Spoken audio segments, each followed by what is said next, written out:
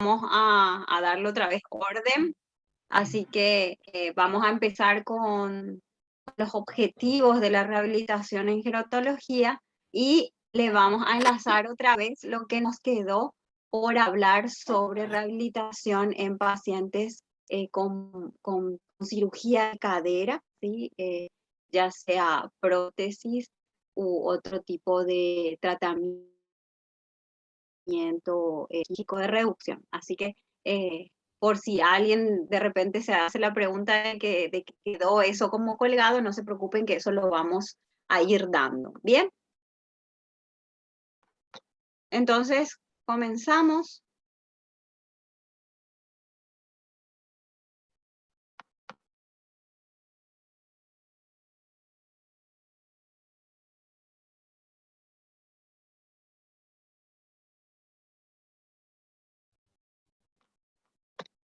¿Pueden ver bien las diapositivas? ¿Me escuchan bien?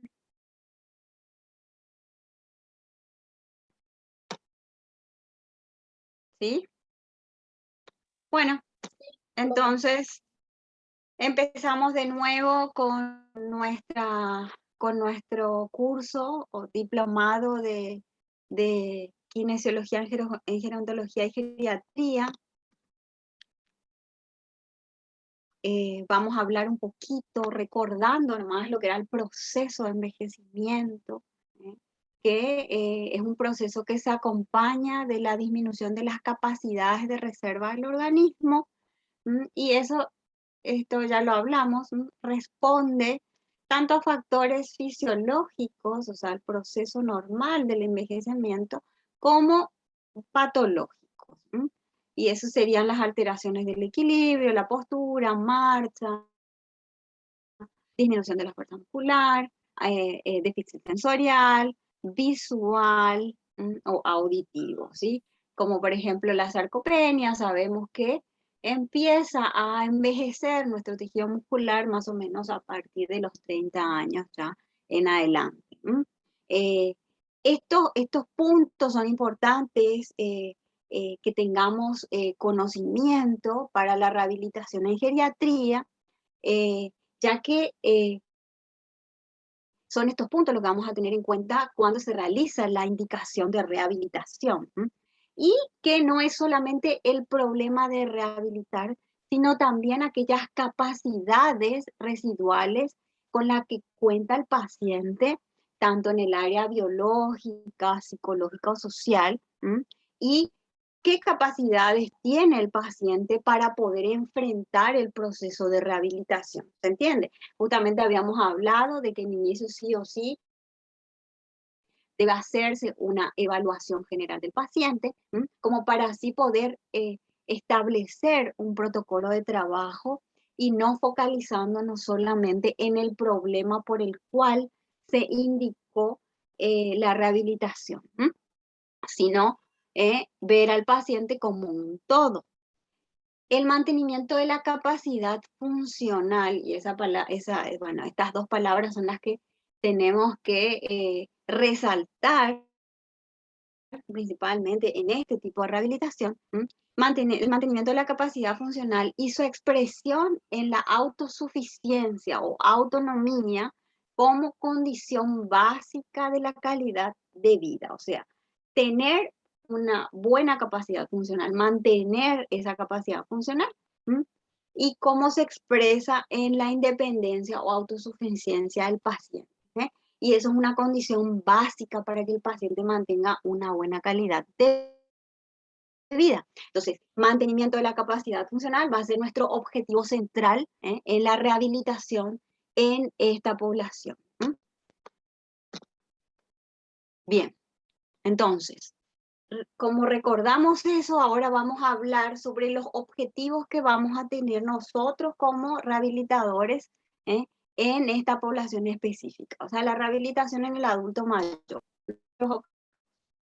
Los objetivos que vamos a tener van a ser, como les dije, principalmente mantenimiento o recuperación de la capacidad funcional. Este sería nuestro objetivo principal, nuestro objetivo general en la especialidad. Y para lograrlo se trazan algunos objetivos específicos.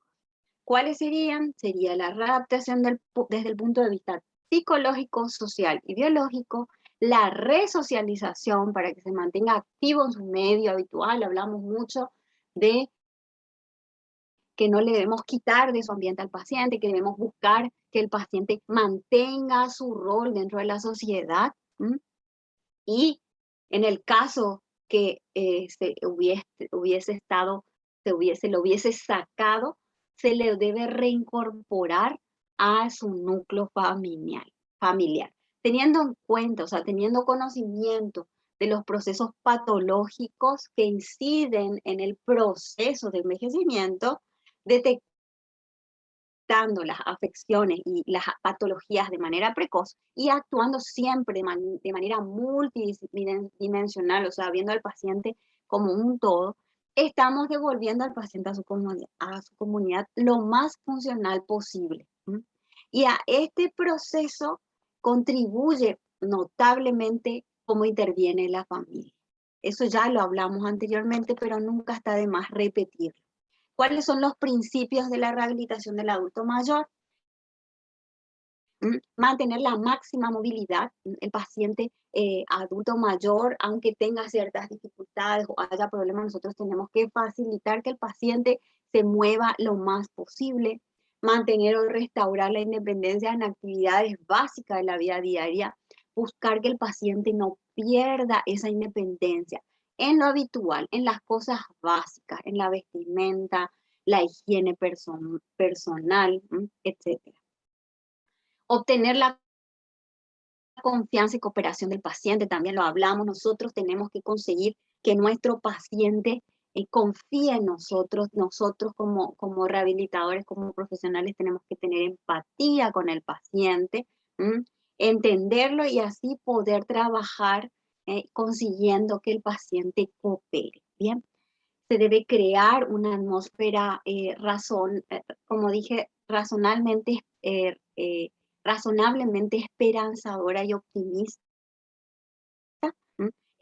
Debemos ser optimistas, como llegamos a hablar anteriormente, pero sin mentirle al paciente, siendo sincero, explicarle cómo es el proceso de rehabilitación, cuáles son los objetivos, sin darle esperanzas falsas. ¿M?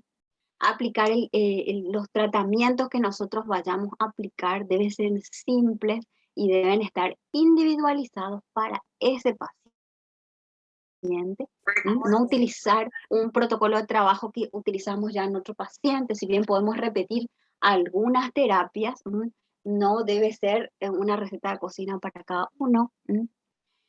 Efectuar las sesiones terapéuticas en corto tiempo, también lo hablamos, es una población que obviamente sus capacidades están disminuidas, por lo tanto nosotros tenemos que adaptar nuestras sesiones, que pueden ser prácticamente las mismas que utilizamos en pacientes adultos, pero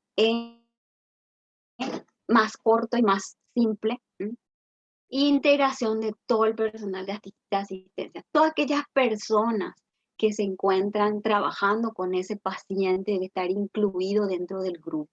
Es importante que nosotros le incluyamos y podamos trabajar juntos.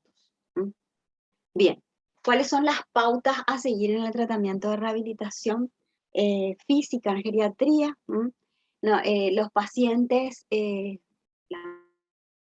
mayoría que hablamos de que son plurifarmacia, o sea, tienen muchas patologías, ¿sí? Combinadas, son pacientes combo, le decimos nosotros, con múltiples patologías y obviamente con una larga lista de medicaciones. Nosotros como kinesiólogos no podemos intervenir en los tratamientos de base, en los tratamientos médicos de base, así que se pueden utilizar terapias para tratar ciertas alergias o problemas con agentes físicos que puedan inclusive disminuir o quitar los medicamentos como los analgésicos antiinflamatorios, pero siempre en trabajo en conjunto con el médico tratante, en este caso el médico geriatra o el médico clínico.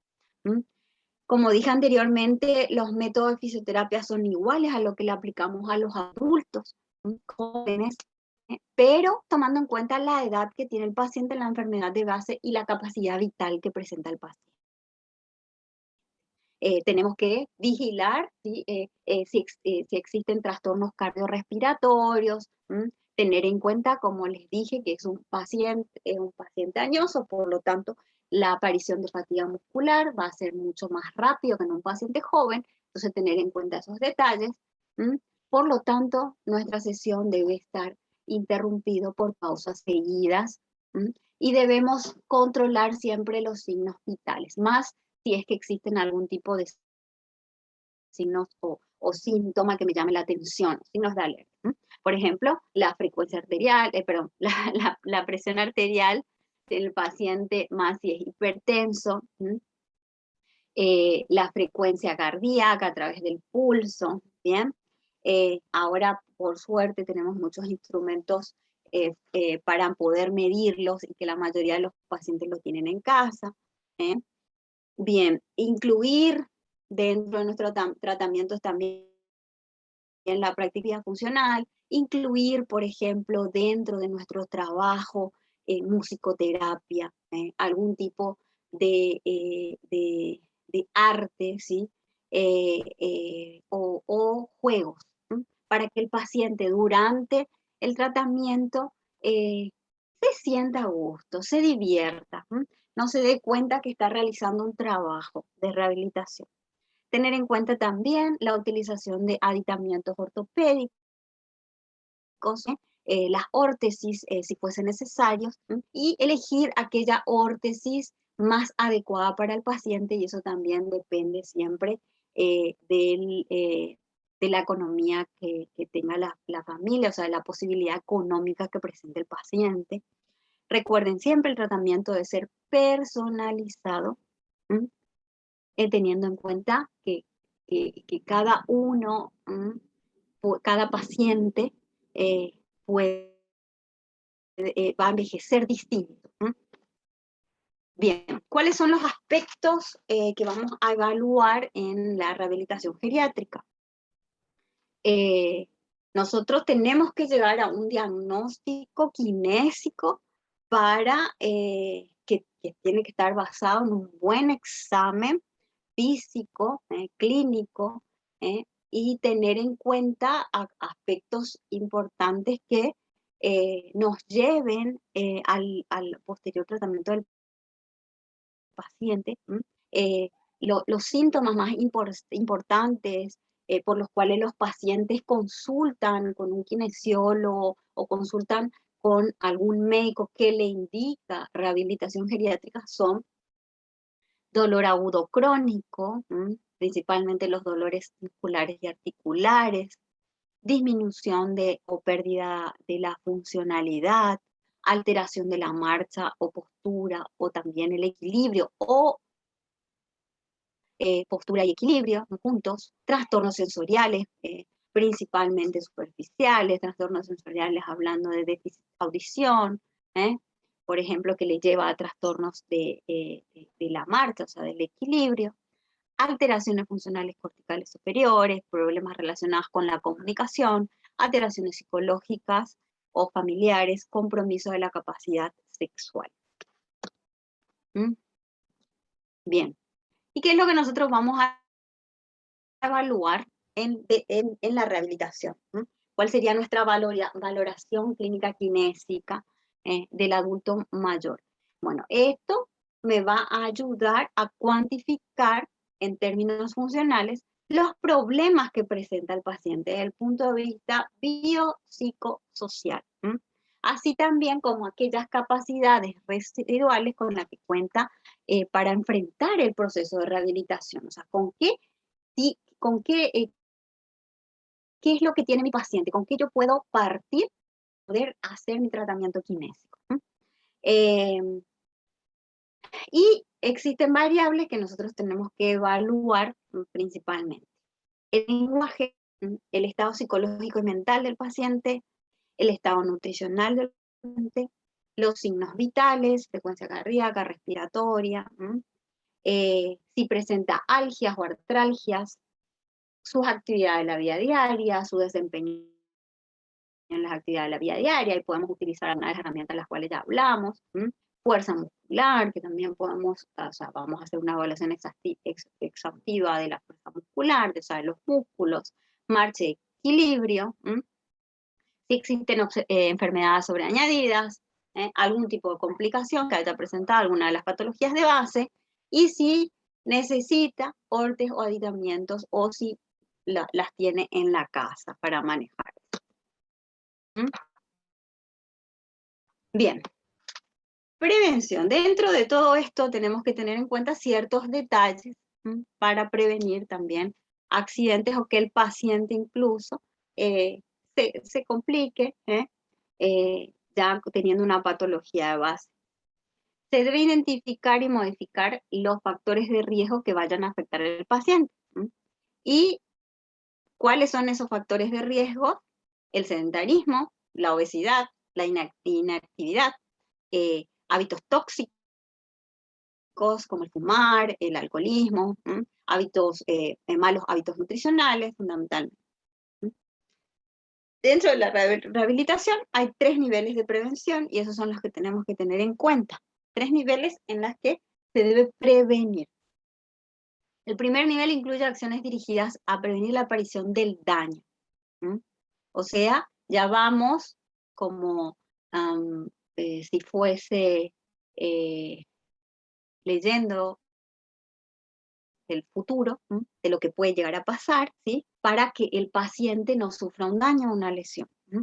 Y detectar personas con discapacidad. El segundo nivel incluye las acciones dirigidas a evitar o minimizar los efectos de las deficiencias, de manera que no evolucione hacia una discapacidad.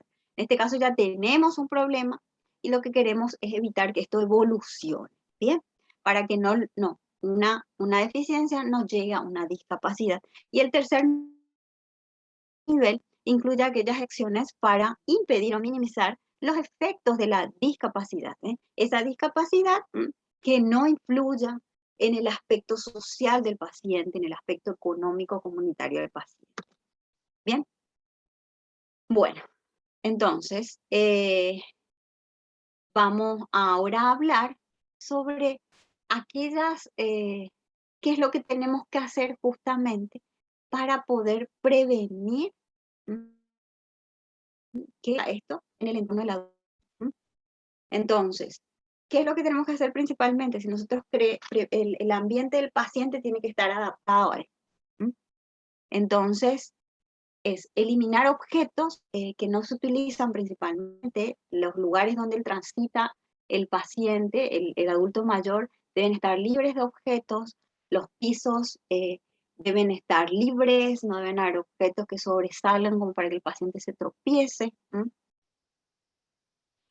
Asegurar que el teléfono esté ubicado a baja altura, accesible al piso, o ahora que existe el celular, enseñarle bien sencillo cómo es que puede pedir auxilio en el caso de que lo necesite, que la iluminación esté adecuada, asegurar la iluminación nocturna principalmente porque a veces ellos despiertan, hay que recordar que ellos tienen un sueño alterado, un sueño muy corto.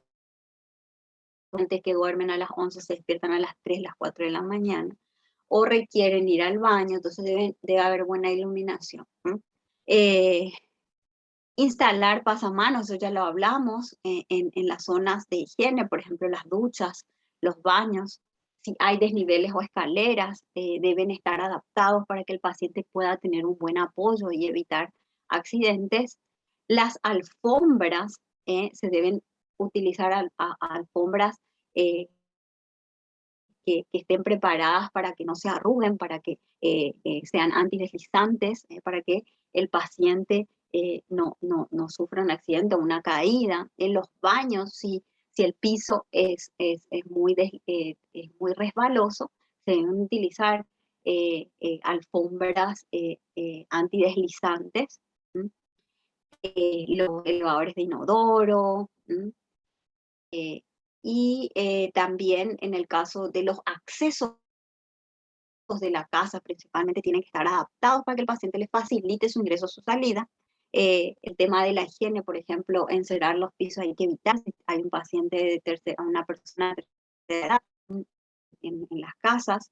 El cuidado de los pies en los pacientes adultos mayores, principalmente en aquellos que padecen diabetes, debe ser una rutina. Se le debe enseñar algunos ejercicios que pueda hacerlo el paciente de forma activa o al cuidador, algunos ejercicios sencillos que promuevan la circulación, la circulación como ejercicios de miembro superior y miembro inferior.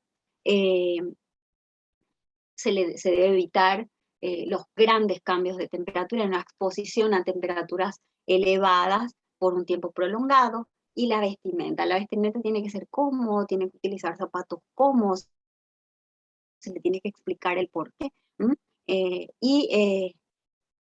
Todo el tema de la vestimenta, evitar justamente vestimentas que ajusten mucho, las medias que produzcan una compresión muy fuerte para evitar ligaduras.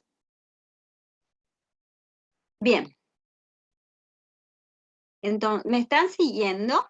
No estoy yendo muy rápido, ¿me están comprendiendo? Sí, todo bien. ¿Se entiende bien? Está bien, profe. Perfecto. Sí, se entiende. Bueno, ahora vamos a hablar ya de la rehabilitación geriátrica en sí. Cuando indiquemos rutinas de ejercicios, por ejemplo, tenemos que tener en cuenta ciertos puntos principales. Los programas de ejercicio deben concentrarse en grupos funcionales clave. Por ejemplo, aquel paciente que necesita un auxiliar de marcha, entonces tenemos que fortalecer el miembro superior, principalmente los flexores, ¿sí? de brazo. Tenemos que fortalecer muñeca para que pueda utilizar, por ejemplo, un andador o utilizar unas muletas. Si aquel paciente no puede realizar carga o tiene mucha debilidad en miembros inferiores, tenemos que priorizar en aquellos grupos musculares que le den estabilidad y fuerza para mantener la marcha con auxiliares. Entonces nos tenemos que centrar en esos grupos funcionales clave. Por ejemplo, cuádriceps, glúteos, los extensores plantares de tobillo, etcétera, entre otros grupos principales que conocemos. Los ejercicios. Hay que tener en cuenta qué tipo de ejercicio le indicamos a nuestros pacientes. Por ejemplo, los ejercicios isométricos, que son tan usados porque es muy fácil realizarlo en la cama, no requiere demasiado esfuerzo. Eso es como una especie de ejercicio de doble filo, porque si son ejercicios sostenidos, deben estar bien vigilados. ¿Por qué? Porque estos pueden aumentar la tensión arterial. Entonces, aquellos pacientes que sufren de algún tipo de cardiopatía descompensada, o aquellos pacientes que tienen hipertensión arterial, que no está bien compensada con medicamentos, pueden tener problemas si es que nosotros le damos muchos ejercicios isométricos sostenidos. Así que tengan en cuenta eso. Los programas de ejercicios aeróbicos, principalmente cuando arman un programa de ejercicio, tienen que incluir ejercicios aeróbicos, pero siempre tenemos que comenzar con el 40% aproximadamente del consumo máximo de oxígeno y se tienen que utilizar intervalos de 2 a 5 minutos. Bueno, no se preocupen, nosotros vamos a dar un apartado específico sobre indicación del ejercicio, prescripción del ejercicio en el adulto mayor, en donde vamos a hablar sobre estos puntos específicamente más adelante. La velocidad de la marcha se debe seleccionar, tiene que ser también aproximadamente entre 35 a 40% del consumo máximo de oxígeno, con el objetivo de no sobrecargar al paciente y que tenga algún tipo de descompensación o fatiga. Bien, el tratamiento kinésico o sea, el tratamiento postural que permite prevenir tanto alteraciones articulares, de partes blandas. Tenemos el tratamiento o la higiene postural, permite obtener una columna estable, minimizar la pérdida funcional, las movilizaciones pasivas, activo-asistidas, tanto cambios de posición en cama, levantamientos, ¿sí? Pasajes, sedestación, bipedestación precoz, concientización del movimiento, realización de ejercicios respiratorios, coordinación, postura, marcha funcional y equilibrio. Todo esto, ¿sí? Es, digamos, el conjunto englobado de lo que sería nuestro tratamiento kinésico.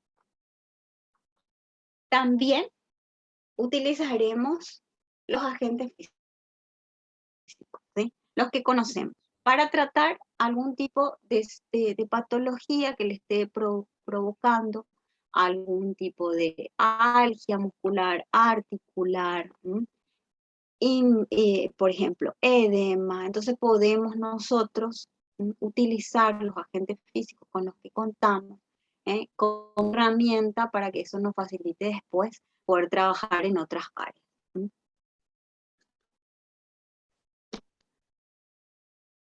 Como les dije, incluso esa ayuda puede ayudar a que prevengamos, o sea, evitemos que el paciente siga consumiendo, por ejemplo, antiinflamatorios a larga data, o por lo menos podemos disminuir el consumo de antiinflamatorios. Bien, ¿y cuáles son esos agentes físicos? Bueno, acá tenemos una lista, de hecho que ahí existen otros agentes físicos con los que contamos, y a lo mejor no están en la lista, que conocemos, pero estos son los que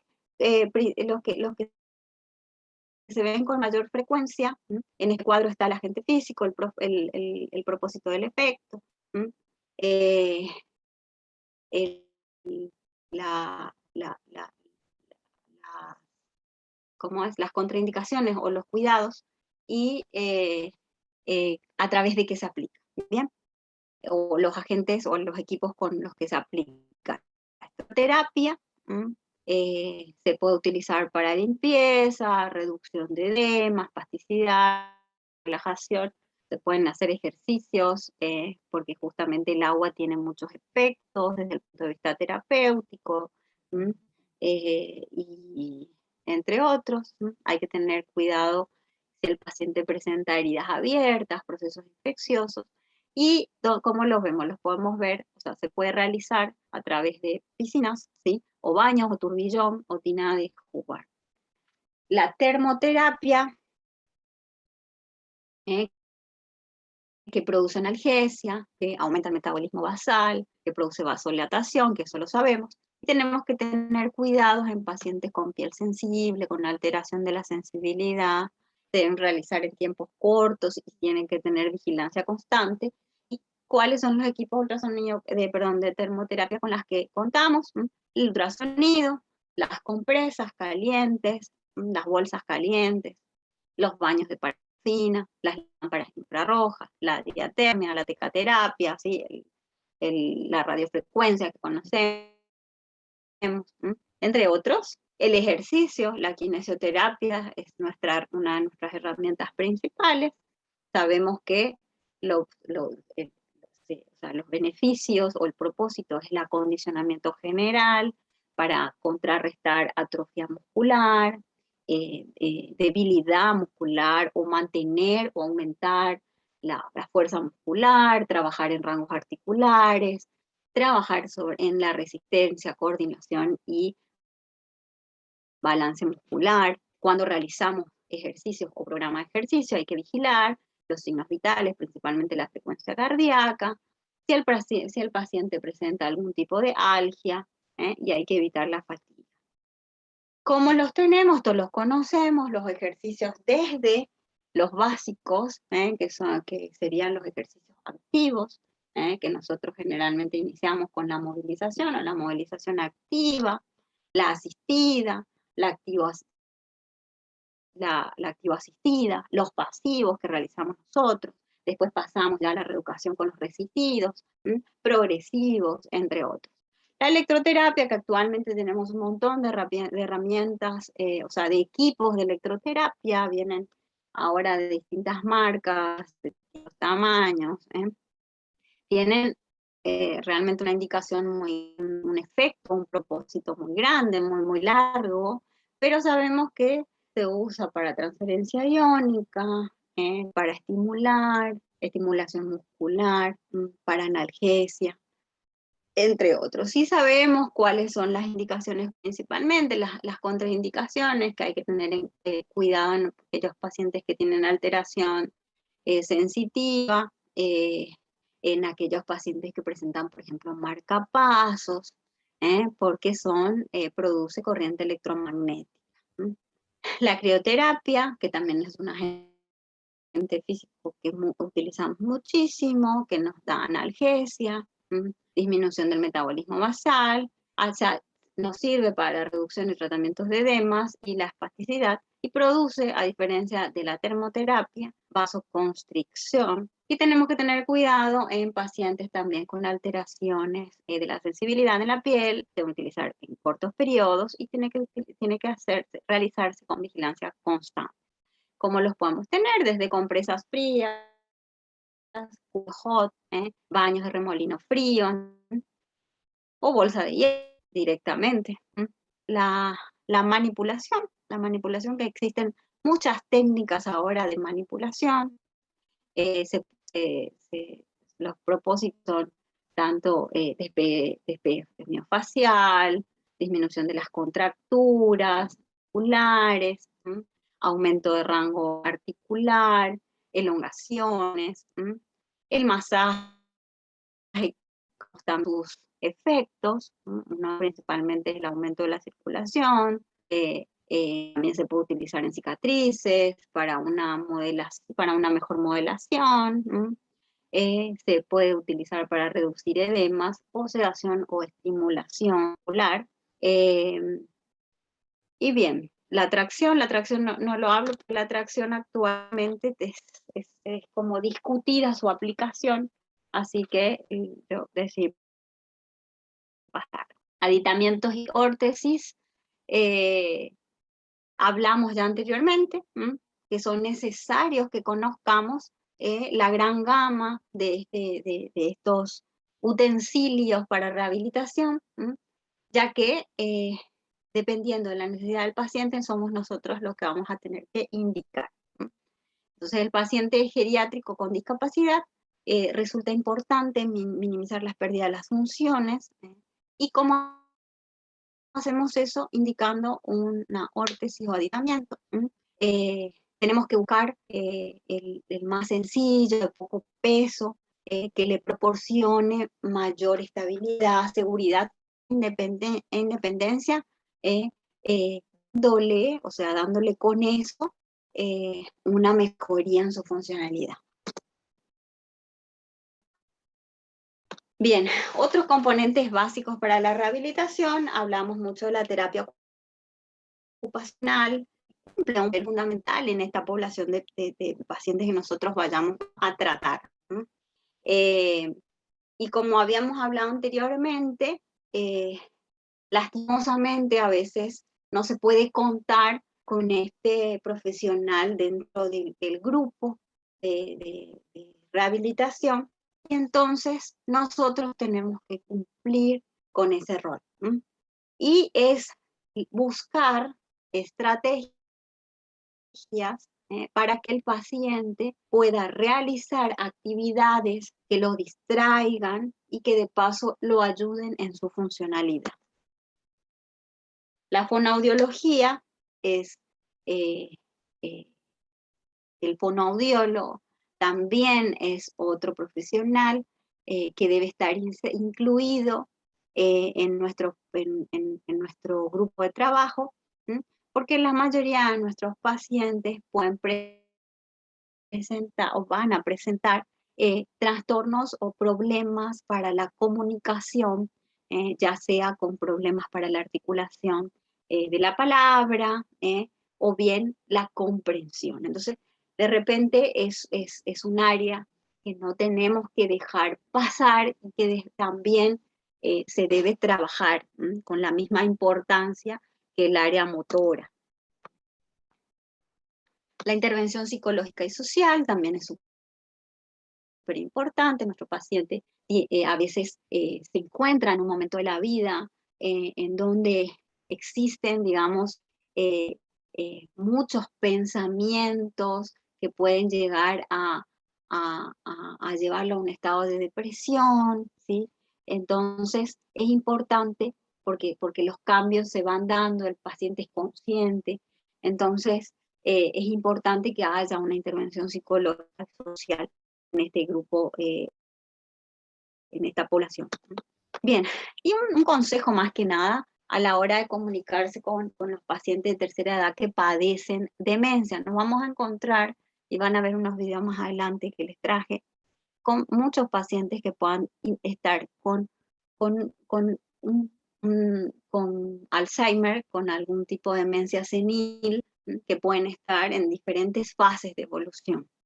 ¿Eh? Y bueno, y entonces nada más les presento esta diapositiva para tener en cuenta 8 puntos a la hora de comunicarse con esos pacientes. Por ejemplo, comunicarse de forma sencilla con el paciente, intentar utilizar palabras fáciles de entender, frases cortas. ¿Por qué?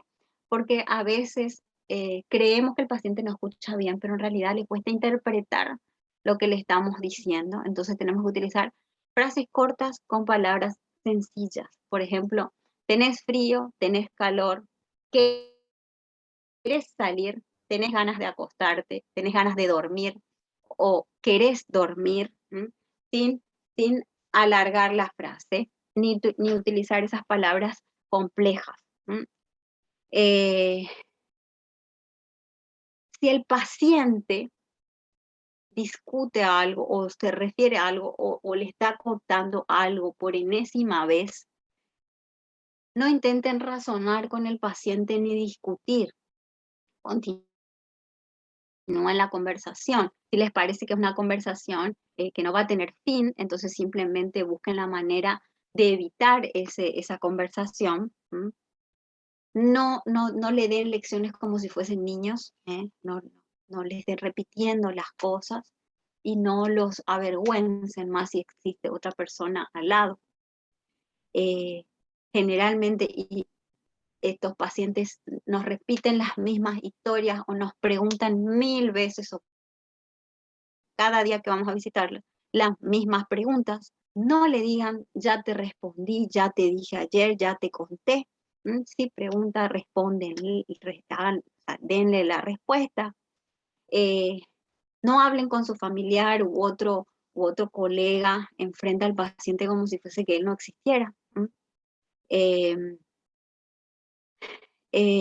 Nunca le digan, pero ¿cómo? Si no te acordás, o sea, si eso ya lo hicimos, si eso ya lo dije, y buscar ese cambiar el no puedes por haz lo que puedas, o sea, haz lo que podés, o si le dan una orden y el paciente no lo pueda realizar, le piden que realice como pueda hacerlo, pero intenten quitar lo negativo de la frase.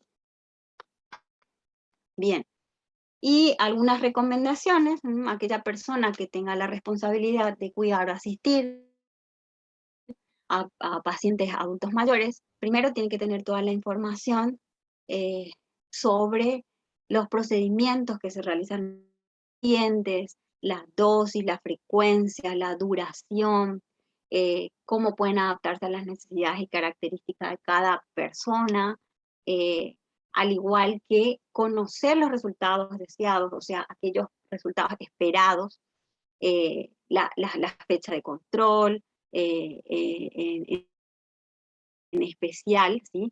Observar si tiene una buena higiene postural mientras ejecuta sus actividades, cuidar la ropa que utiliza, que debe ser confortable, el tema de la higiene, uñas, pelo, el lenguaje adecuado, mostrar flexibilidad, ser expresivo, cuidadoso, siempre mantener un ritmo de trabajo que evite la fatiga de ambos, por ejemplo, evitar aplicar procedimientos simultáneos, si es que detecta algún tipo de tratamiento que no está sirviendo, que no le está dando mejoría, entonces tener la capacidad de poder modificarlo y poder hablar con, con- con- con- con el médico tratante para reevaluar al paciente y hacer algún tipo de modificación en el tratamiento. Bien.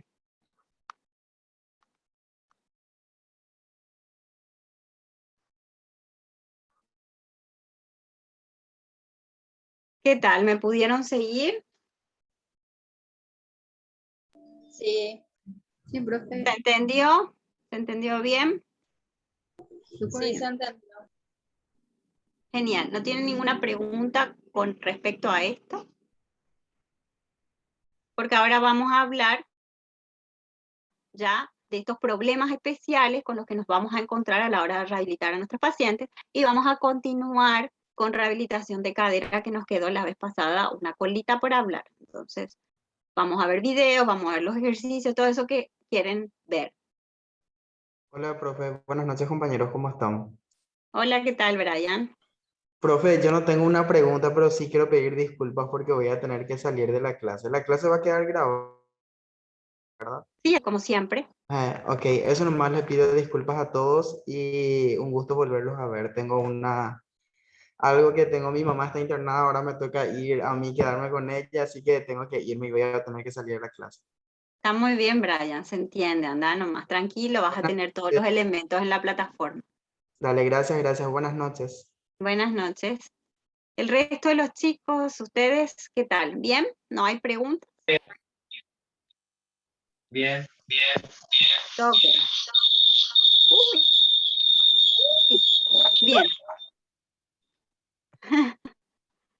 Bueno, entonces, lo que vamos a hacer ahora es darnos un break hasta las 9. Entonces, prepárense, agarren su cuadernito ya porque van a tomar apuntes. Vamos a hablar de rehabilitación de cadera en adulto mayor en minutos, ¿ok? Vayan a cenar rapidito y nos vemos en un ratito. Perdón, 15 minutitos a las 9.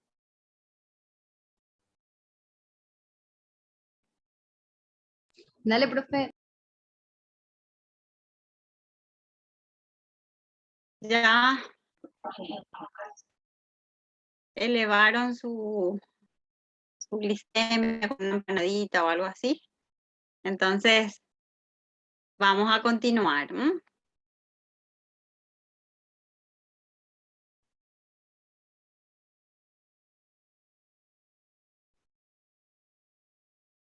¿Nadie tiene preguntas al respecto? ¿Continuamos? Continuamos, profe. Perfecto.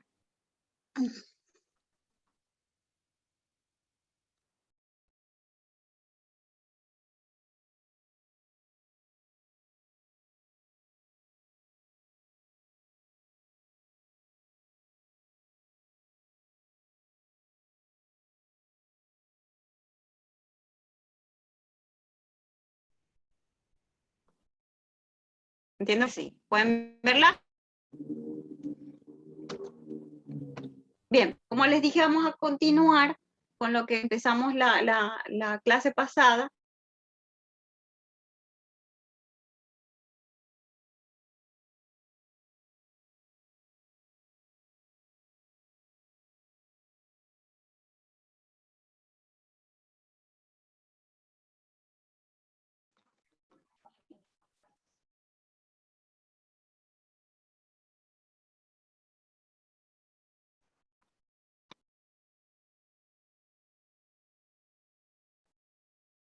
¿Pueden ver la diapositiva? ¿Soy yo la que me desconecto o es el Zoom? Oh, profe, porque yo me quedé. Ah, ya. Bien. Creo que, no sé por qué, porque mi internet está bien, pero continuamos entonces. Bueno, como les dije anteriormente, vamos a continuar con lo que empezamos la clase pasada. que eran las fracturas de tercio superior del fémur, ¿sí? Empezamos a hablar sobre las fracturas que se dan en la cadera de los pacientes, principalmente en la población de tercera edad. Una de las fracturas más frecuentes es la fractura de cadera, ¿bien? Entonces hoy vamos a hablar detallado y sobre el proceso de rehabilitación en estos pacientes. Bien. Vamos a hablar principalmente de las complicaciones que da el tener una fractura de cadera. Las complicaciones generales sería la inmovilidad, ¿sí? Porque obliga a un reposo. Si no es intervenido y el reposo es prolongado, las úlceras por presión, la osteoporosis, infecciones pueden darse justamente por el reposo prolongado, algún tipo de trombosis venosa profunda, miedo, depresión a consecuencia justamente del no poder movilizarse, y aislamiento social. Y los locales sería, en el caso de las fracturas que son intracapsulares, si no es intervenido, lleva a una necrosis avascular de cadera del fémur. Justamente por eso les decía que en este tipo de fractura la determinación del tratamiento traumatológico suele ser el reemplazo de la cadera. Y en el caso de las extracapsulares, que son las laterales, la pérdida de sangre, a veces pueden perder bastante sangre, como hasta 1,5 litros. Y el retardo de la consolidación. Hablamos anteriormente de la rehabilitación prequirúrgica, que era sumamente importante poder abordar al paciente antes de la cirugía. Existen pacientes que no tuvieron, por ejemplo, fractura de cadera, que se programó una cirugía por otra patología, como por ejemplo la artrosis, en donde se puede, por ejemplo, intervenir al paciente de forma temprana. Y estos pacientes que requieren una intervención inmediata por presentar fracturas, requieren a veces, requieren, en la mayoría de los casos, más por la edad, de una internación prequirúrgica de 24 a 48 horas. Entonces la posibilidad de que nosotros podamos abordar a esos pacientes, existe la posibilidad de que podamos abordar al paciente, y si tenemos esa posibilidad, hay que hacerla. Bueno, en el caso de una intervención prequirúrgica, se lleva a cabo con el objetivo de evitar justamente las complicaciones, preparar al paciente para la etapa posterior, y vamos ya trabajando algunas cositas y algunas áreas que vamos a intervenir de forma postquirúrgica, como el tratamiento postural, en general, y del miembro afectado, explicarle al paciente cuáles son las posturas adecuadas y cuáles no. El fortalecimiento del miembro superior y el miembro inferior indemne, o sea, de los miembros superiores y el miembro inferior indemne. Ejercicios para mejorar o mantener la capacidad respiratoria, ya que va a realizarse una intervención quirúrgica en donde va a estar sedado, o sea, con anestesia, y luego va a estar en una posición obligada que pueda afectar la capacidad respiratoria, y evitar complicaciones de este tipo en el acto quirúrgico. Entonces, ese sería nuestro rol antes de la cirugía. Antes de hablar de la otra fase, les puse en esta diapositiva para poder reconocer cuáles son los tipos de intervención quirúrgica que se dan en estos pacientes que sufren fracturas de cadera o del tercio superior del fémur. Bien, en el caso de que la fractura sea lateral o la fractura sea extracapsular, se interviene, lo más frecuente que se realiza es la utilización de una fijación con osteosíntesis, ¿sí? Una reducción con osteosíntesis, y se suele utilizar un dispositivo que se denomina por las siglas DHS, que es Dynamic Hip Grip, que significa tornillo de cadera dinámica. Esta técnica permite, que es esta imagen que está aquí,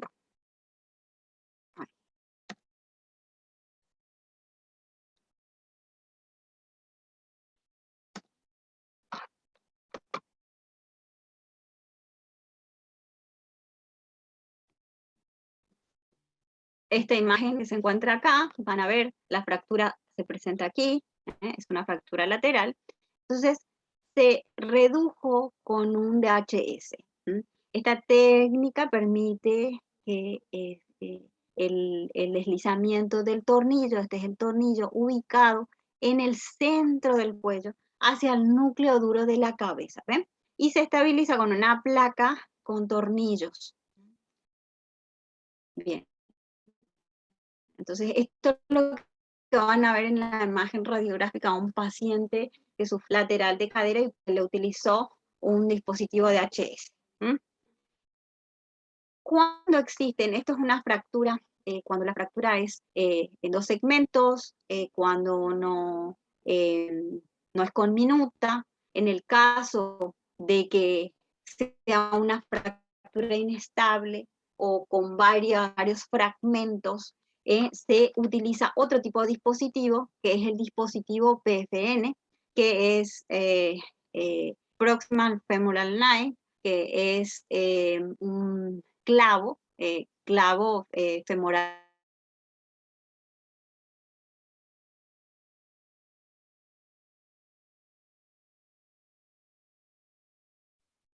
Profe, te quedaste en silencio.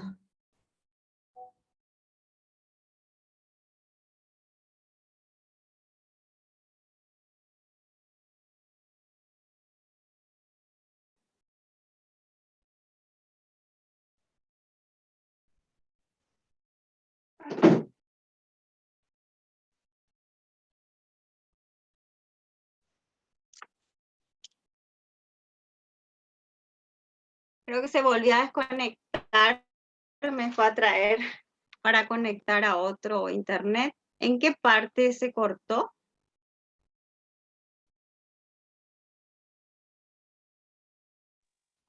La parte de los clavos. Bien, voy a repetir nomás.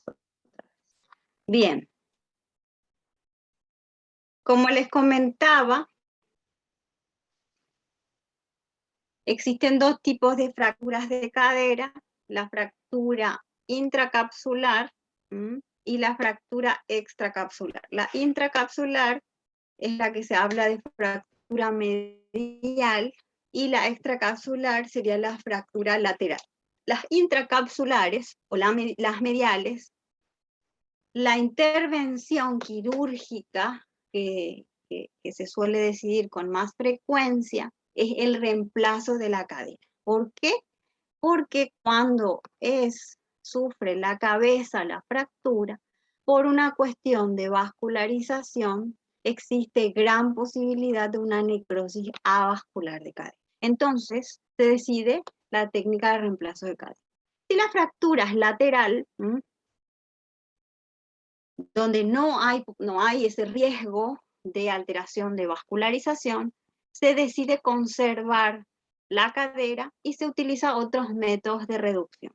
Y los 2 métodos de reducción más frecuentes son los siguientes. Este que vemos aquí es el que se utiliza un dispositivo dinámico que se llama DHS. Es un tornillo dinámico.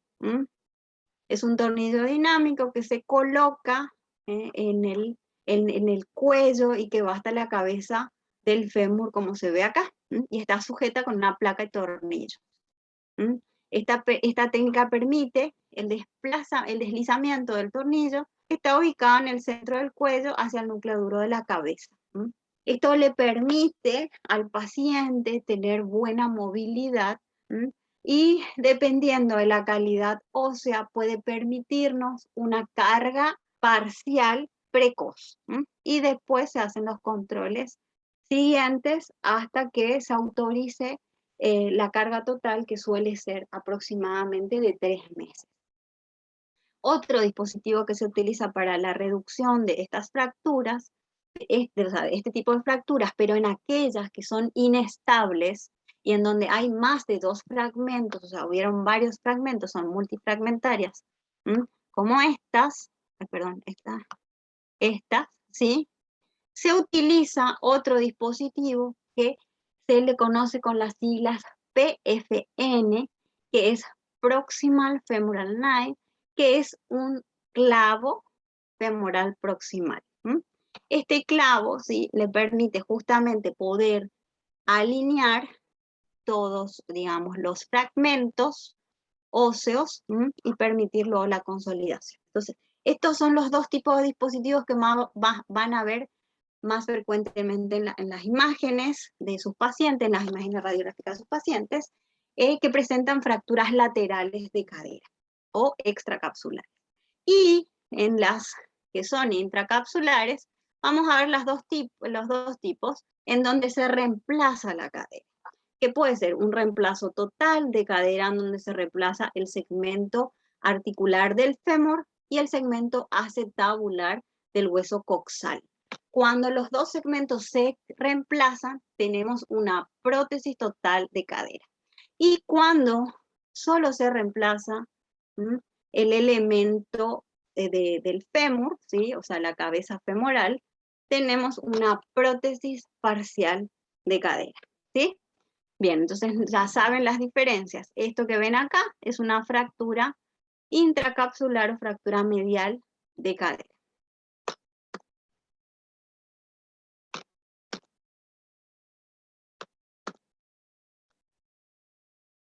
Bien, y acá las imágenes para que puedan identificar mejor. Esta es una prótesis total de cadera, donde tenemos acá el vástago femoral que va metido en la diáfisis del fémur. Esta es la cabeza del fémur, o sea, la que va a reemplazar a la cabeza femoral. Esto lleva un forrito de plástico y este es el componente acetabular que va a reemplazar al acetábulo del hueso coxal. Estos son los elementos que componen una prótesis total de cadera. Y articulado se ve así. Y puesto ya en la cadera del paciente, se ve así. Y este es una prótesis de Thompson, que se utiliza para las prótesis parciales de cadera, que puesto en el paciente se ve así. Se reemplaza solamente el componente femoral. ¿Bien? ¿Se entendió? ¿Me pudieron seguir?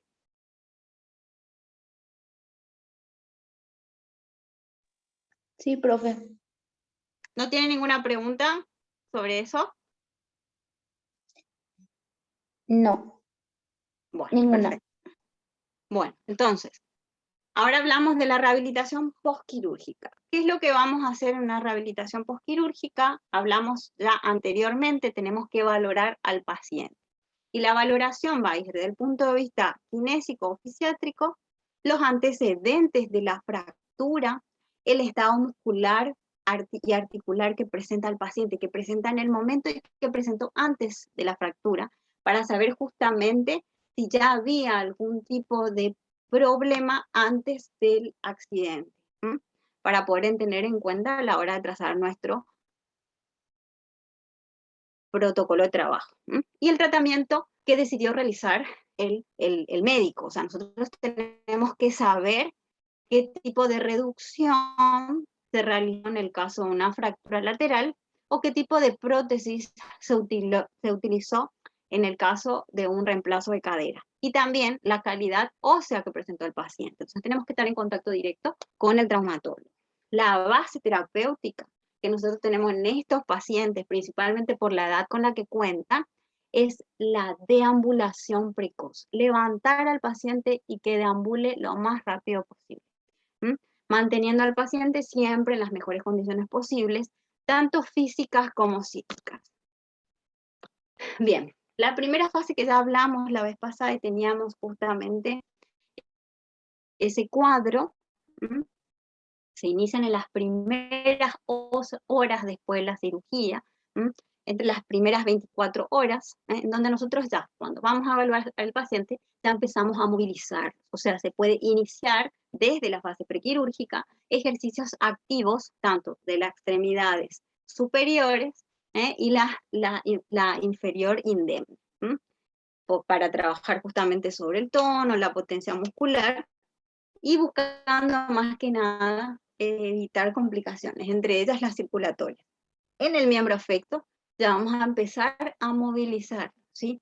Siempre respetando el dolor del paciente y explicándole lo que puede realizar y lo que no. Vamos a iniciar con ejercicios isotónicos y más que nada haciéndolo de forma asistida.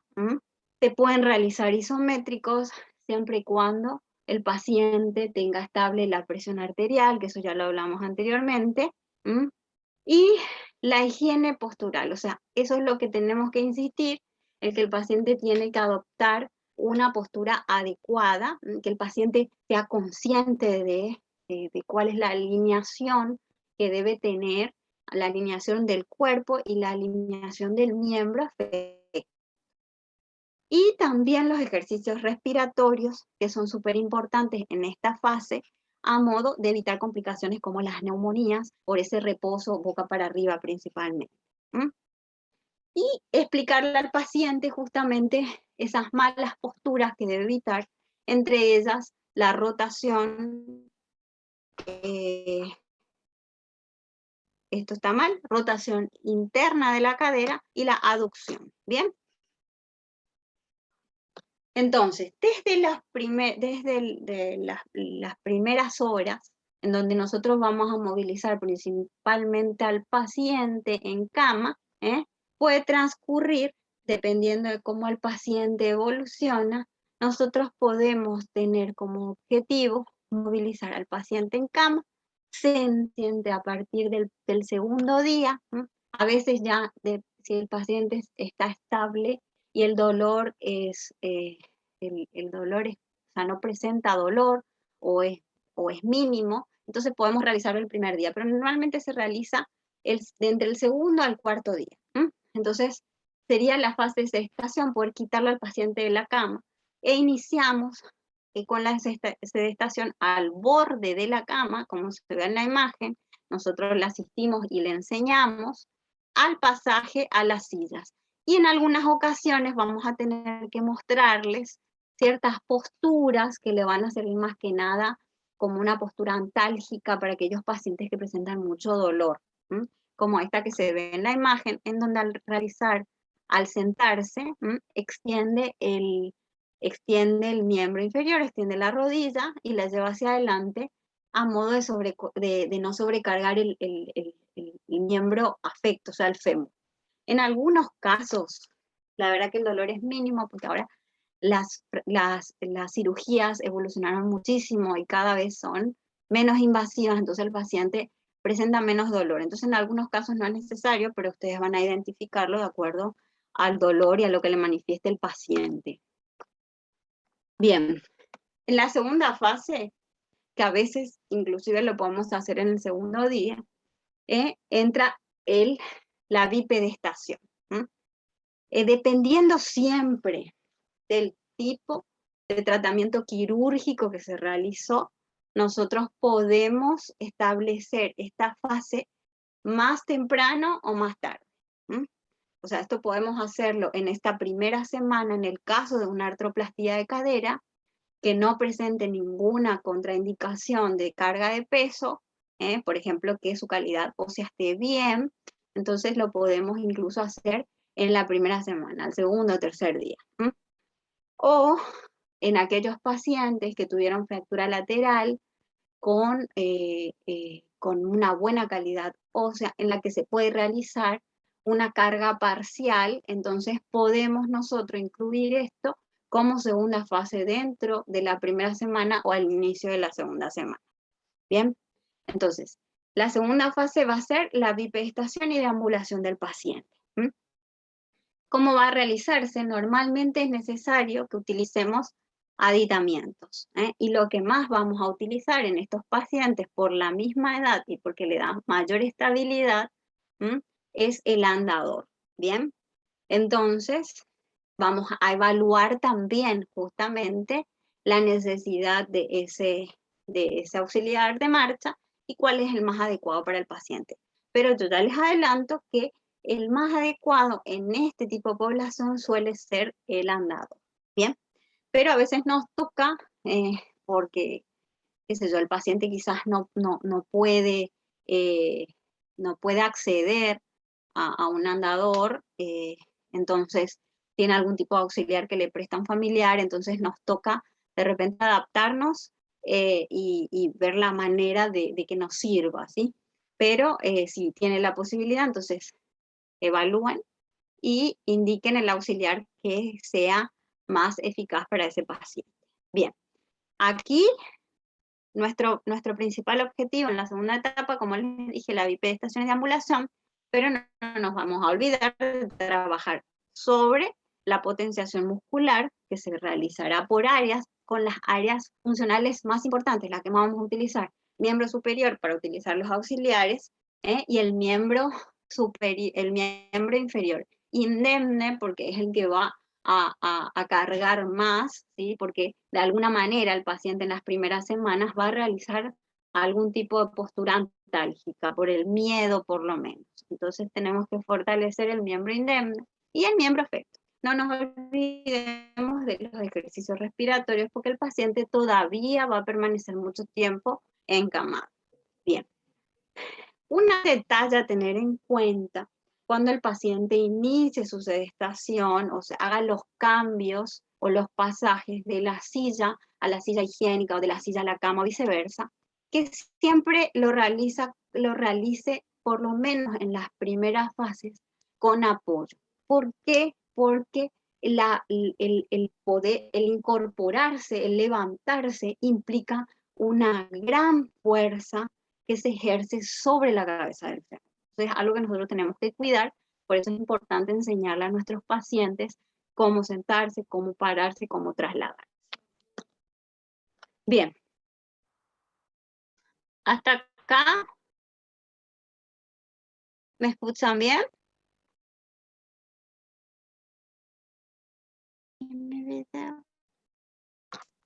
Sí, sí, profe, te escuchamos. Perfecto. Bueno, no sé si ven la imagen, era un video. Ah, no, puse como imagen. ¿Ven la imagen?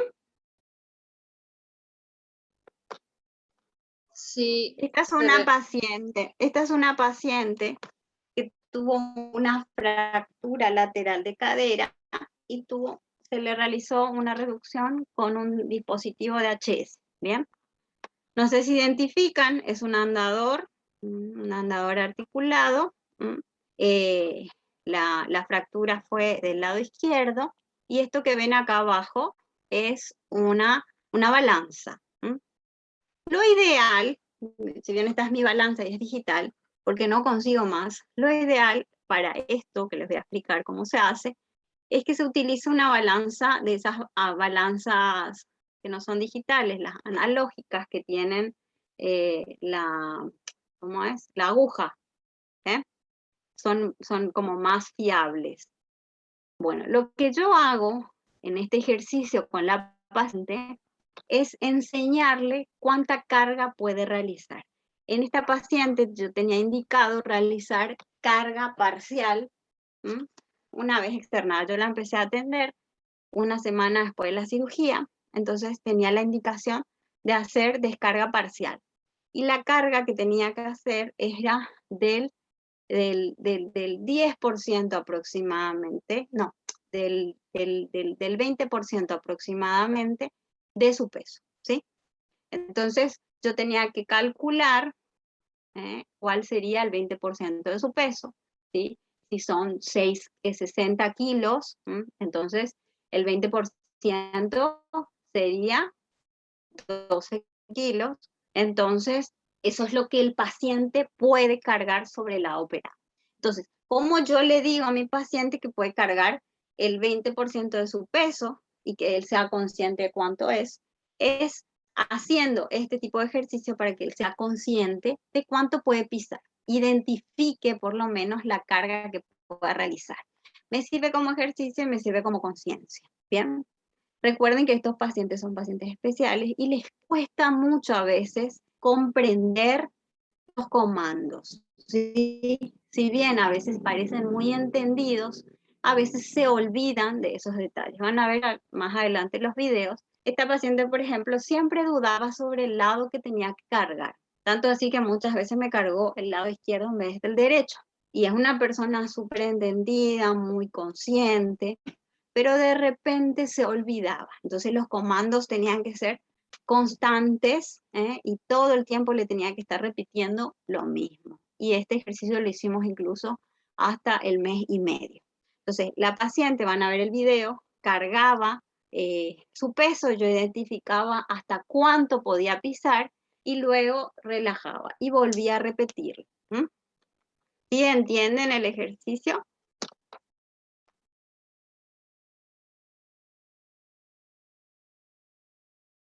¿Sí pueden entenderlo?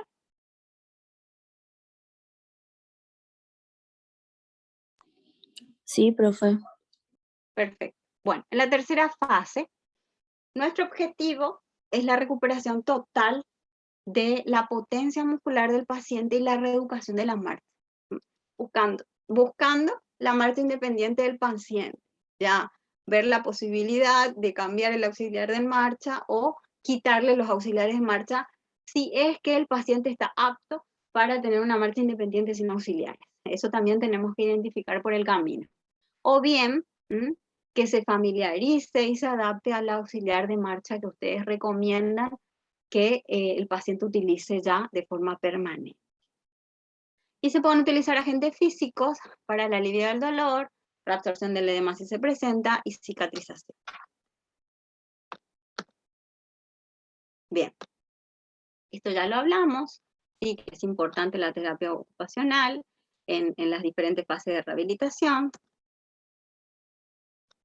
Hay casos en donde las fracturas de caderas van a estar contraindicadas la cirugía por algún tipo de patología o inestabilidad que el paciente presente. ¿Sí?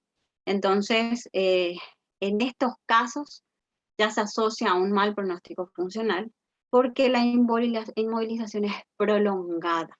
¿Sí? Puede durar de 6 a 8 semanas y más. Entonces, nosotros nos vamos a centrar en prevenir las discapacidades secundarias, por ejemplo, las que se sufren por el encamado prolongado, como las úlceras por decúbito, atrofias musculares por desusos, contracturas y desacondicionamiento general. Bien, ¿hasta acá entendieron bien sin problema? Profe, tengo una consulta. ¿Sí te escucho? En el caso de que no haya cirugía, a las 6 y 8 semanas ya se puede iniciar la bipedestación. No, eso depende. Eso depende del tipo de fractura y también del proceso, o sea, porque eso o sea, depende del traumatólogo, se le va a indicar un reposo y probablemente se le pida una imagen, una radiografía para ver cómo está evolucionando esa fractura. Y hay fracturas que pueden empezar el callo óseo en ese tiempo y el paciente pueda iniciar movilización. O sea, vos puedas movilizar el miembro, hacerle cambios, sentarle al paciente. En ese tiempo, en personas de tercera edad, muy difícilmente, no digo siempre, se pueda realizar descarga. Quizás se pueda iniciar descarga parcial, pero eso depende mucho de la evolución de la fractura. Y eso te lo va a indicar su traumatólogo, ¿entendés? Sí, profe. Bien. Generalmente es un problema porque estas fracturas, porque depende mucho del estado del tejido óseo, ¿sí?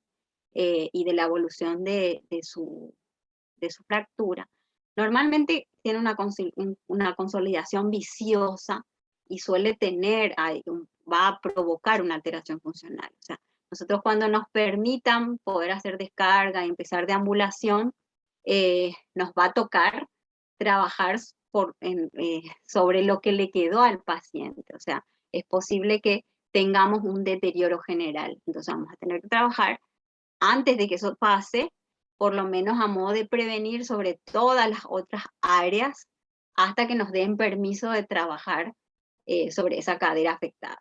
¿Sí? Bien. ¿Otra pregunta?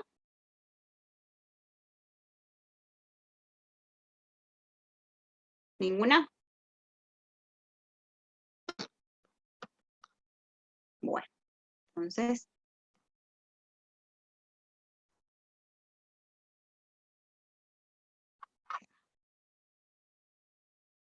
voy a compartir las otras diapositivas que nos quedamos la vez pasada por la mitad y le damos continuar. Para recordar,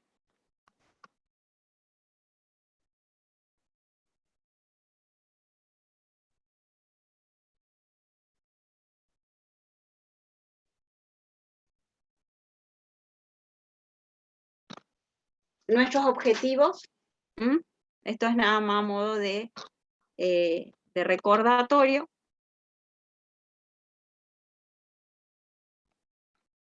Prevenir la luxación de la cadera en el caso de que presente prótesis. Iniciar activación progresiva de la extremidad operada. Prevenir complicaciones respiratorias y las derivadas al reposo. Mantener y mejorar rangos articulares, tanto remanentes como del área afecta. Activar tronco, abdomen, aliviar el dolor, mejorar la musculatura de la extremidad afecta y la indemne. Si existen edemas, prevenir o tratarlas. Y iniciar las etapas que ya fuimos nombrando. Esto ya lo habíamos hablado y vamos directamente a los ejercicios. Bien. Espero que me dé.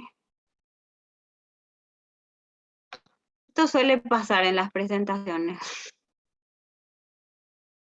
El video nunca se reproduce. A ver, voy a compartir directamente el video desde acá. Me dan un minuto.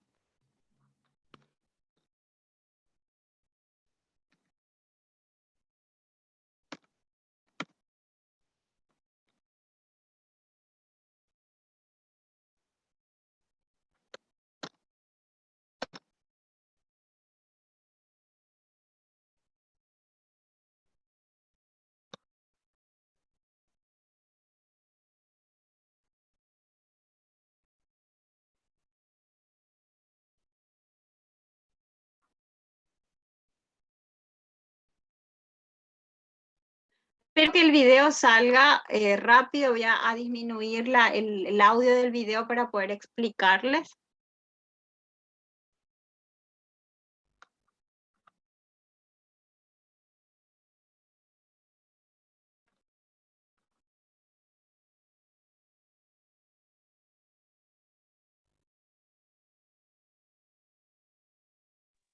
Profe, volviendo Sí, a lo anterior, una consulta otra vez. sí, te escucho.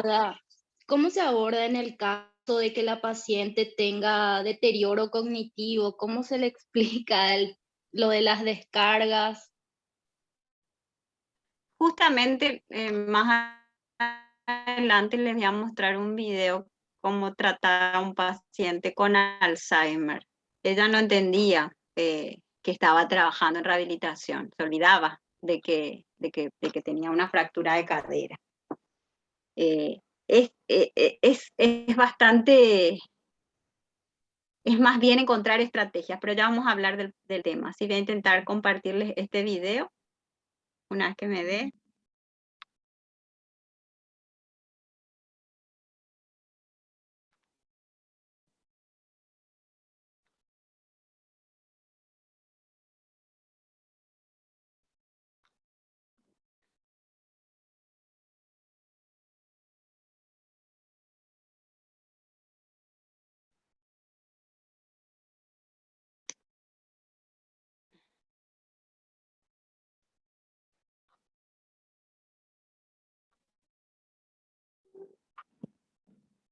Ay, un bajón porque no me aparece.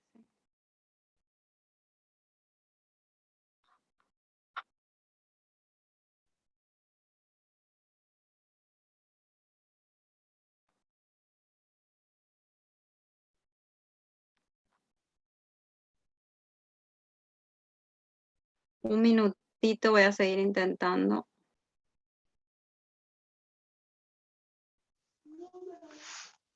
Profe, Si tienen alguna... Sí, te escucho. sí, Rafael soy.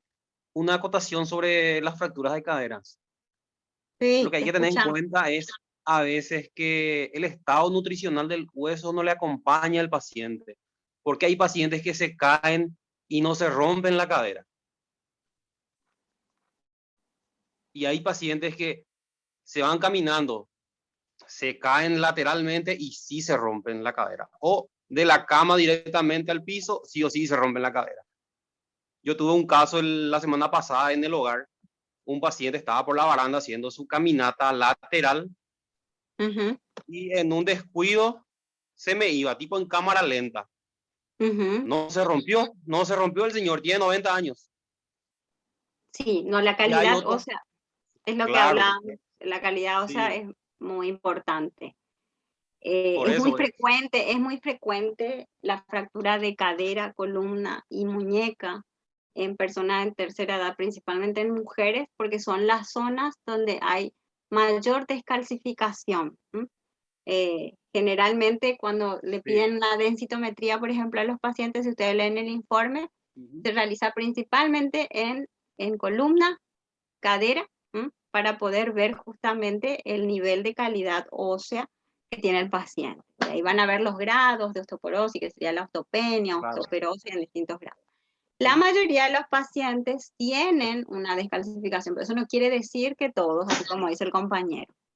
Y también depende de eso la evolución de la rehabilitación, porque hay pacientes que sí tienen fracturas y que tienen una buena calidad ósea, y en lo cual nosotros, por ejemplo, cuando intervenimos, podemos hacer una descarga y deambulación temprana sin ningún problema, porque no hay contraindicación. Pero en otros pacientes que se hicieron, por ejemplo, una prótesis, se les realizó una prótesis total de cadera, a veces nos piden que hagamos descarga parcial y esperemos un poquito más porque su calidad ósea es mala. Entonces, es súper importante, como dijo el compañero, que tengan en cuenta esos datos a la hora de tratar al paciente. Bien, ahora pueden ver la imagen. ¿Pueden ver? Sí, Bueno, sí. voy a reproducir, espero que lo puedan ver, ¿ok? Bien, reproduzco.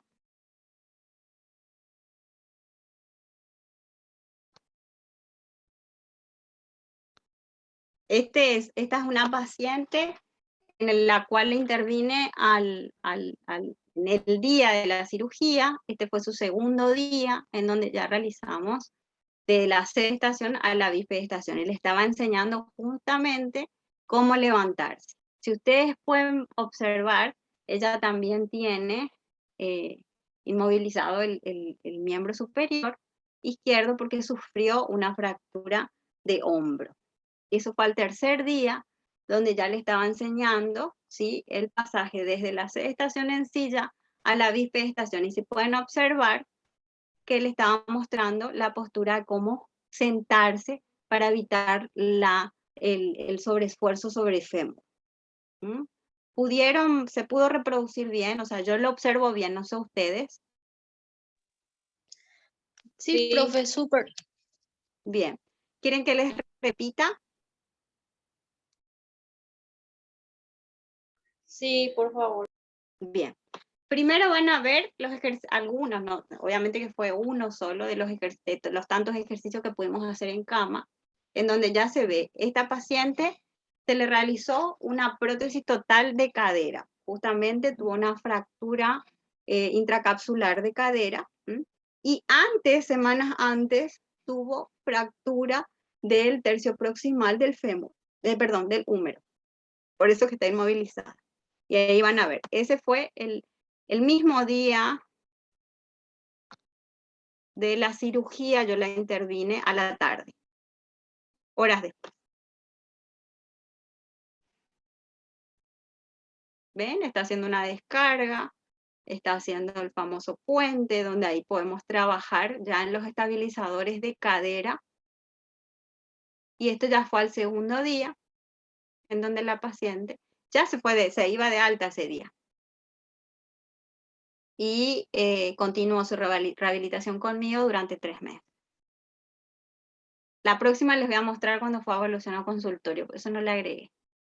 Y ahí está la bipedestación asistida y el cuidado postural. Van a ver, primero trancar asegurarse que la silla sea estable.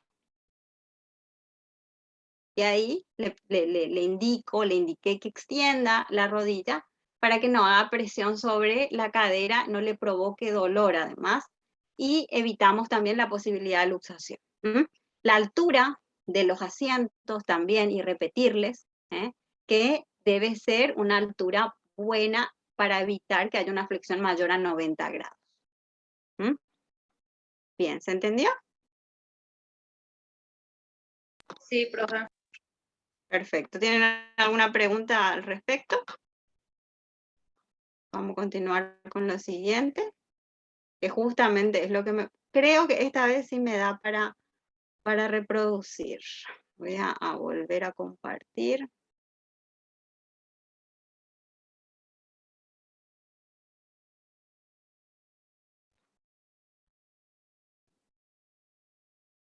Esta es una paciente avanzada con Alzheimer, que sufrió también una fractura de cadera. Y se le realizó una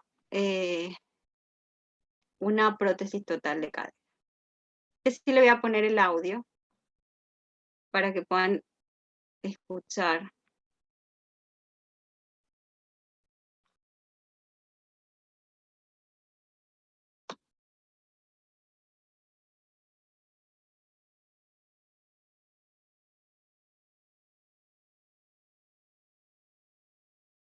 Ella no comprendía por qué estaba haciendo esos ejercicios.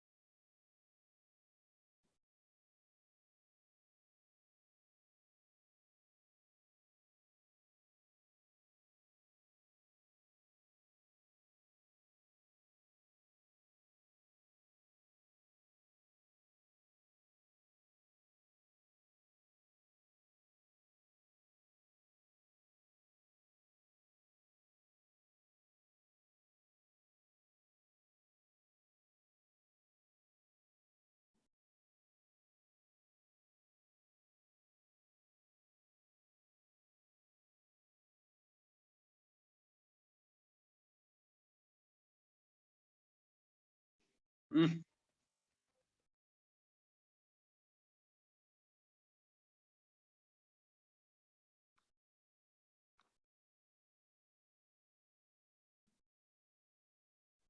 Los voy a adelantar un poquito.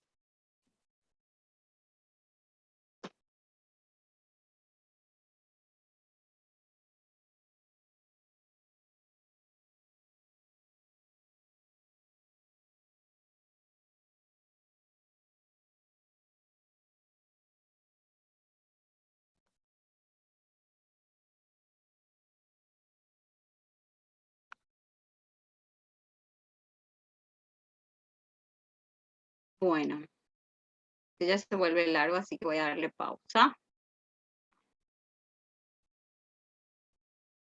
Bien, esta paciente tenía un Alzheimer avanzado. Ella no comprendió en ningún momento que estaba realizando rehabilitación. O sea, de hecho, ella no era consciente de que se hizo una intervención quirúrgica. Entonces, ninguna digamos, de los protocolos de trabajo que hacemos con nuestros pacientes se adaptaba a ella. Ella no podía seguir órdenes, o sea, no podía repetir ningún ejercicio más de 2 o 3 veces porque se distraía. No usó auxiliar de marcha porque no lo podía incorporar. Así que tuve que valerme de estrategias para que ella pueda, digamos, pueda realizar ejercicios sin que se diera cuenta de que eran ejercicios. Los ejercicios en cama pudimos hacer 2 días, después tuve que sacarla. Le incorporé el caminador porque no podíamos caminar alrededor de la casa porque se distraía. Y la escalera lo hicimos mucho antes de lo que suelo trabajar con otros pacientes, porque ella, como no era consciente de su cirugía, no tenía miedo. Entonces, pude incorporar el ascenso de escaleras a modo de fortalecer el miembro inferior, porque no podía realizar los ejercicios como normalmente hacemos por fases y de etapas.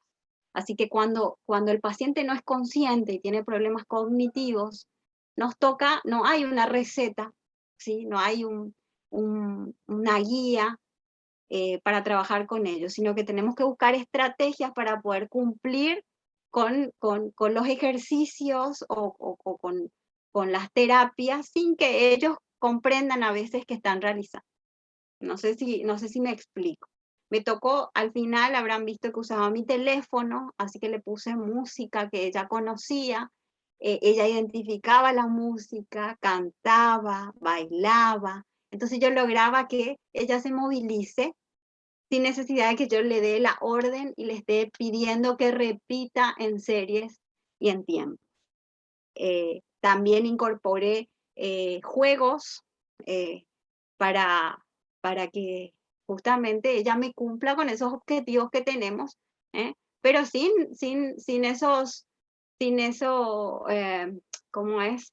Sin esa lista que nosotros solemos utilizar a nuestro paciente. Primero movilizamos, después fortalecemos, hacemos 3 series de 10. Eso es imposible hacer con un paciente que tiene problemas cognitivos. Pero con ella trabajé 1 mes y medio, logró independencia. Lo único que me quedó pendiente fue recuperar ella tenía una marcha compensada, ¿sí? Porque ya era automático, creo que quedó con una ligera asimetría, lo que hacía que no claudicaba, pero se inclinaba hacia un lado. Entonces quedó con una alteración postural, era como una marcha antálgica. Pero fue lo único que nos quedó por trabajar. Después volvió a realizar sus actividades cotidianas, se volvió independiente, obviamente que ya estaba asistida a las 24 horas por el déficit cognitivo de la misma enfermedad base que presentaba. No sé si me pudieron entender, si tienen alguna pregunta.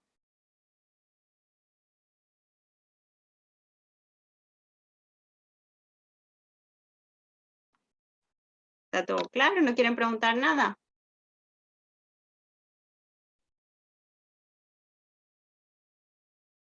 Me parece que ya se durmieron todos. No, profe. ¿Tienen alguna pregunta o algo que quieran agregar? ¿Alguna experiencia? Sé que muchos ya trabajan.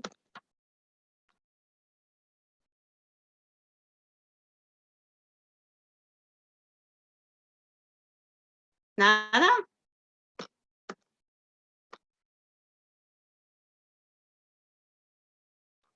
Bueno, y a veces nos vamos a encontrar con pacientes que no vamos a poder bipedestar, que no vamos a poder pararlos, que se suele sumar, en este caso que les voy a presentar, el déficit cognitivo, porque ya presentaba una demencia senil, sobrepeso, mala calidad ósea, el tipo de fractura y el tiempo de reposo que llevó que haya una consolidación de la fractura.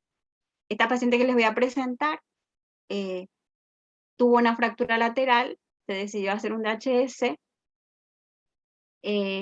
pero ¿qué pasó? le obligó a 3 meses de reposo sin carga. No podíamos realizar carga parcial porque ella no colaboraba. Y como era una persona con mucho peso, para cualquier persona era una sobrecarga. Era imposible poder pararla sin algún tipo de dispositivo que no contamos que nos colabore. Entonces tuvimos que esperar esos 3 meses de consolide para procurar pararla, pero el tiempo nos condenó. El tiempo nos condenó porque la paciente ya no, como no era consciente, ya no conseguimos que colabore, entonces fue imposible volver a hacerla parar y a que camine. Sí, logramos los otros objetivos como cierta movilidad, ¿sí? Obviamente la fractura consolidó, pero el objetivo principal, que era mantener la funcionalidad y mantener la bipedestación y por lo menos mínimamente algunos pasos para que puedan movilizarse a la hora de la higiene, no logramos. Pero como les dije, esto nos condenó su déficit cognitivo y el tiempo que tuvimos que esperar. Pero eso no impide que se trabaje, se debe seguir trabajando, buscando mantener las otras capacidades. Entonces, esta paciente trabajamos mucho durante el tiempo de espera. Pueden ver, ella era muy dependiente, quería que se le asista todo, inclusive para comer. Entonces, buscamos trabajar en que mantenga esas capacidades funcionales, por lo menos que utilice miembros superiores y se pueda movilizar en cama y le ayuda a sus cuidadores. Así que uno busca estrategias y elementos para que la paciente mantenga esas capacidades que nos... No sé si pueden ver.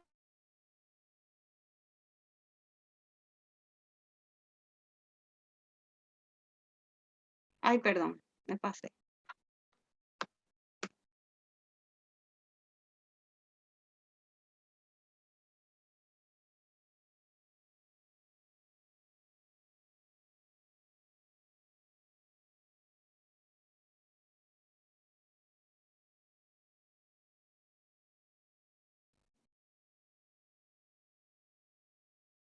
No sé si ven que ella ni siquiera se esfuerzo de estirar los brazos para poder alcanzarme la pelota. Estaba acostumbrada a que todo se les facilite.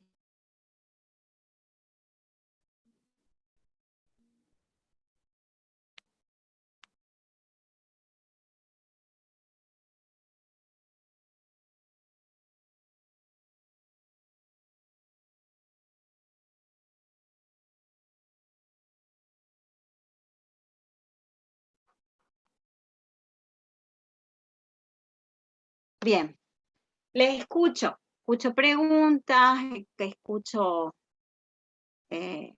acataciones, colaboraciones. Prendan sus camaritas que estamos terminando y vamos a hacernos las fotos también.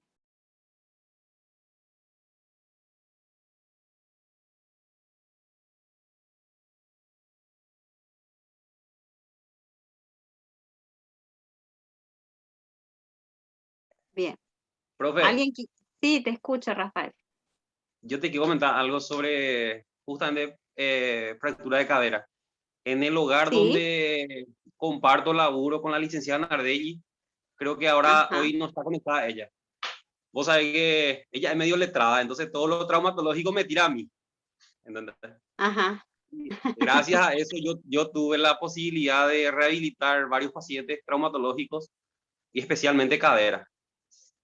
Uno de estos pacientes, a modo de comentario, este 20 de febrero del próximo año está cumpliendo 100 años. Y vos sabés que él está deambulando con ayuda, obviamente, pero quedó espectacular. Y hay otros Volvió a ser pacientes, independiente. sí, de menor edad que no lo consiguieron. Por eso te digo mucho que influye lo que es, si está con una osteoporosis muy avanzada o no. Pero depende de la rehabilitación, exclusivamente de la Claro, rehabilitación y también del estado cognitivo del paciente. Son dos factores sí, importantísimos. Porque sí, porque si independientemente no de te la colabora, calidad, no hay caso. sí, pero fíjate cómo trabajé con esa paciente con Alzheimer y logramos que camine otra vez. Independientemente de la calidad ósea, la osteoporosis, supongamos, eso lo único que nos va a llevar es a estirar el proceso de recuperación, pero no nos impide una recuperación. Todos esos pacientes, la mayoría de los pacientes que he atendido, yo trabajo con especialistas de cadera desde hace 12 años. El 60%, si no es más de los pacientes que me envían, tienen una mala calidad ósea.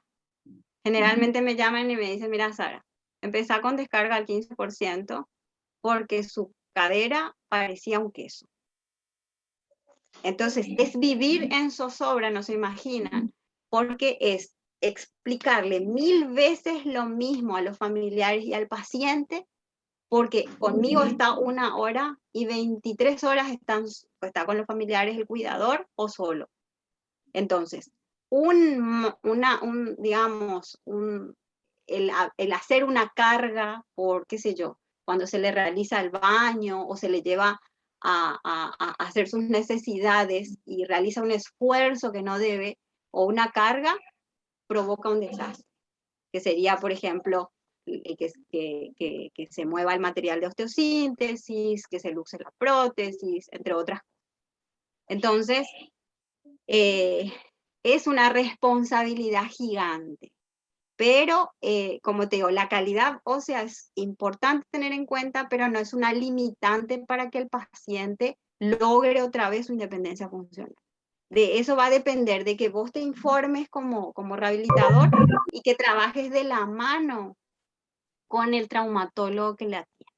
Es importante cortar ese problema de comunicación que suele haber entre el médico y el kinesiólogo. A veces no se comunican nunca. Y eso de repente está mal porque le quita posibilidades al paciente y a veces da pie a errores. Entonces, cuando inician con un paciente, lo ideal es que sepan quién es el médico tratante y se comunican y trabajan en conjunto. Te escucho, Rafael. Sí, en ese sentido, profe, el protocolo que tenemos nosotros ahí en el hogar es que si el paciente antes de la cirugía ya tiene que presentarse el traumatólogo y habla con el fisioterapeuta que hace encargado de la rehabilitación. Excelente, Entonces, ¿qué pasa? excelente. Generalmente ellos se operan en un sanatorio X. Se operan todo en Ujú. el día, después de 2, 3 horas, yo ya tengo que estar en el hospital o en el Me encanta. sanatorio. Entonces, ahí con el médico ya programamos y él informa qué tal fue, qué tan estable quedó esa fractura. Entonces, también te da Excelente. confianza para encarar ya la rehabilitación. Y en cuanto a la descarga de peso, generalmente, no todos pues tenemos pesas como vos, de verdad. Entonces, generalmente nos manejamos por porcentajes, 25 o 50%, eso es de acuerdo al médico, de acuerdo a la indicación. O sea, es muy responsable de nuestra parte, por ejemplo, agarrar y así de la nada, no, descargar, caminar, ¿verdad? Entonces, Claro, tal cual. siempre es estando en comunicación fluida con el especialista. Ujú. Entonces, muy buen punto eso de que siempre hay que estar en constante comunicación con el especialista. O Total, tal si cual. no, tampoco sale nada, ¿entendés? Lo que pasa es que aparte de darte confianza a la hora de utilizar cualquier estrategia terapéutica, existen cosas específicas que suceden en el quirófano y solamente el traumatólogo sabe y observa, ¿cierto? Porque nosotros podemos tener, así como yo le estoy dando una clase magistral sobre rehabilitación de cadera, pero existen muchos factores que van a modificar mi rehabilitación. Entre ellos, uno de los factores principales es la calidad ósea del paciente. Después está justamente el tipo de fractura, la intervención que se realizó y el éxito de la intervención. A veces se realiza la cirugía, pero con mucha complicación. Entonces, el único que te puede trasladar esa información es el traumatólogo. Entonces, vos por cada estrategia terapéutica que vas a utilizar, ya sabes que tenés el respaldo del que operó. incluso a la hora de modificar o si vos querés intervenir de una manera distinta, lo ideal es que te comuniques con el médico, entonces le digas y bueno, y él te dé, digamos, el sí o el no, entonces puedan trabajar en conjunto, eso es lo ideal. Y bueno, si tienen alguna acotación más o alguna otra pregunta, lo de la balanza, es una balanza. Esa balanza más barata te sirve. Y el porcentaje de peso calculado al peso corporal del paciente. Si a vos te dicen el 50% de peso, ¿cierto? Que a veces se da de descarga, si tu paciente, por decirles, tiene 100 kilos, la cantidad de peso que va a realizar de descarga es 50. Entonces, ustedes pueden utilizar la balancita y con eso, no es para que ustedes solamente vean cuánto descarga, sino que para que el paciente sea consciente, porque ustedes no saben cuánto el paciente pisa. O sea, puede ser que vean que pisa tal carga, pero no logran identificar. Entonces, una estrategia bastante interesante es la utilización de balanza, pero pueden utilizar cualquier otro tipo de estrategia. Bien, si no tienen más preguntas o más acotaciones, entonces sacamos la fotito. Sí, profe. La profe está embarazada y tiene sueñito seguro. Nosotros nos emocionamos. Bueno. Me encanta, Rafael. Están trabajando muy bien. Eso es lo ideal. Muy difícil alcanzar lo ideal últimamente, Una última ¿verdad? acotación. Pero eso es lo ideal. Sí. Sí. Yo gracias a la fractura de cadera básicamente logré entrar en este hogar porque nada de geriatría no tenía base. Entonces gracias a problemas traumatológicos llegué a entrar y gracias a eso estoy haciendo el diplomado ahora. Excelente, excelente, me encanta. Se ve muy frecuentemente en esta población, así que hay que manejarla. Sí. Bueno, fotito. A ver, Gabriela, Prendan la Andrea, camarita. Lizzy, Marcia, prendan su camarita, pues. Si no va a ser muy triste. Para mí que fueron a maquillarse primero. Neji, Andrea. Ahí está. Leonardo. Bueno. Bueno, voy a quitar, profe. Prende otra vez tu cámara. Dale, saludito y cara de viernes.